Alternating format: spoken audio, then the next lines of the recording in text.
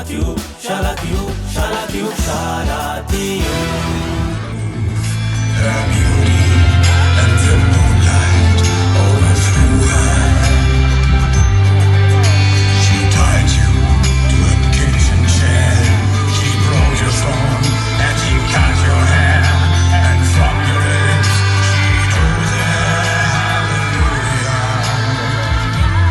Hallelujah.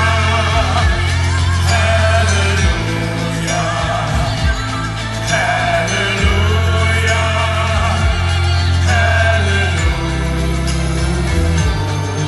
Hallelujah.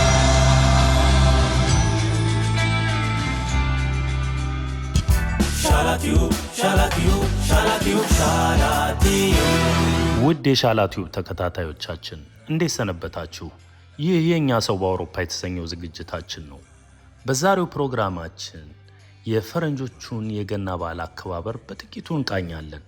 አሁን በምንገኝበት በፍራንክፈርት የገና ገበያ ላይ በተለያየ ቀለም ባላቸው መብራቶች አጊጦ የተለያዩ ጣፋጭ ምግቦች እንዲሁም የልጆች መጫወቻ የፈላ ወይን የሚሸጥበት ነው።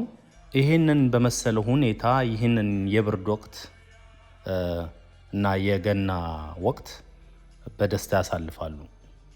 ይህ ከኖቬምበር 24 ጀምሮ የተከፈተው የገና ገበያ እስከ ዲሴምበር 23 ድረስ ይቆያል። በዚህ ወቅት እንግዲህ ብርዱ ኃይለኛ ነው። ቢሆንም ግን ሰዎች ራሳቸውን እዚህ አካባቢ የመጡ ዘና ያደርጋሉ። የበዓሉ ድባብ በጣም ደስ ይላል። ክረምቱን በደስታ ከሚያሳልፉበት ሁኔታዎች ውስጥ አንዱ የገና በዓል አከባበር ነው ማለት ይቻላል።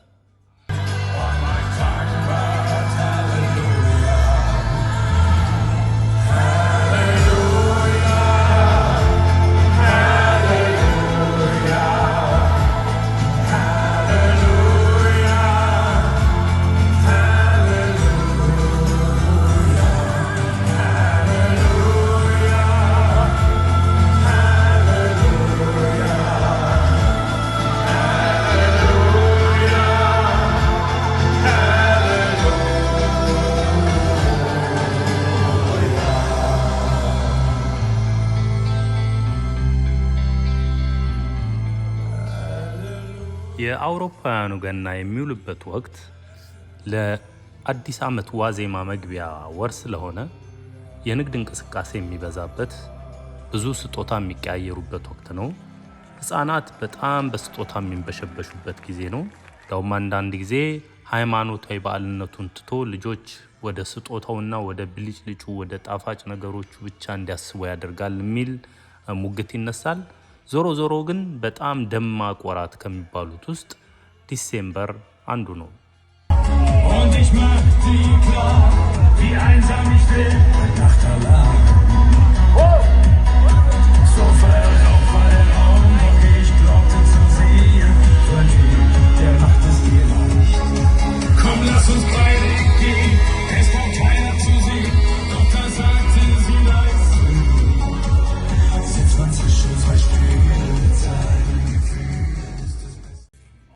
በአብዛኛው የአውሮፓ ሀገራት በተለይ ደግሞ በጀርመን የቀን መቁጠሪያ ካላንደሩ የክርስትና እምነትን ሃይማኖት በዓላት ብቻ ነው የሚዘጋው። ከዛ ውጭ ያሉ ሃይማኖት በዓላትን ካላንደሩ አይዘጋቸውም። ይህ የሆነበት ዋናው ምክንያት ጀርመን ከጥንት ጀምሮ የክርስትና እምነት ሃይማኖት ተከታይ ሀገር ነው ብሎ ስለሚያምኑ ነው። ነገር ግን በጊዜ ሂደት የእስልምና እምነት ተከታዮች ቁጥርም ከፍ እያለ በመሄዱ ብዙ ጥያቄዎች እየተነሱ ነው። ለምሳሌ መስጊድ የመስራት ጥያቄ፣ ቀጥሎ ደግሞ በዓላትን በካላንደር የመዝጋት ጥያቄ። በዚህም ምክንያት አብዛኛው የእስልምና እምነት ተከታዮች ከስራቸው እረፍት በመውሰድ በዓላትን ያከብራሉ። ይህ እንግዲህ በጀርመን የሃይማኖት ነፃነትን ጉዳይ ጥያቄ ውስጥ የሚከት ሆኗል። በዚህ ንጽጽር እንግዲህ አብዛኛው የአፍሪካ ሀገራት ኢትዮጵያን ጨምሮ የሃይማኖት እኩልነትን በማክበር ከአውሮፓውያን የተሻለ ልምድ አላቸው ማለት እንችላለን። ቢሆንም አንዳንድ ግለሰቦች እንደሚሉት ኢትዮጵያ ውስጥ ያለው የሃይማኖት በዓል አከባበር በጣም ፉክክር የበዛበት ነው ይላሉ። እንዲሁም ከየሃይማኖት ተቋማቱ የሚወጣው ድምፅ አካባቢን በመረበሽ ችግር ይፈጥራል የሚሉ አሉ። በተቃራኒው ደግሞ የለም ሃይማኖታችንን ጠብቀን ተቻችለን እንዲሁ ባለው ሁኔታ ብንቀጥል የተሻለ ነው የሚሉ አሉ። እናንተስ ምን ትላላችሁ? እውነት አውሮፓ ውስጥ የሃይማኖት ነጻነት አለ? ኢትዮጵያ ውስጥስ ያለው የሃይማኖት በዓል አከባበር ፉክክር የበዛበት ነው? አስተያየታችሁን በሐሳብ መስጫ ሳጥን ላይ አስቀምጡልን።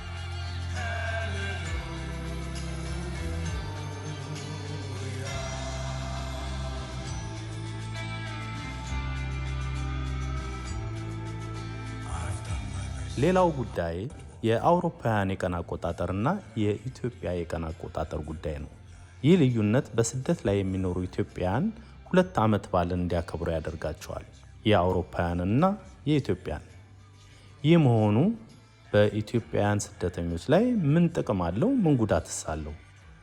እንዲሁም ለኢትዮጵያስ ከሌላው ዓለም ተለይቶ በራስ ካላንደር መጠቀም ከሌላው ዓለም ጋር ያለን ግንኙነት ላይስ ምን አይነት ተጽዕኖ ይፈጥራል? ይህንንም ለውይይት ክፍት እናድርገው።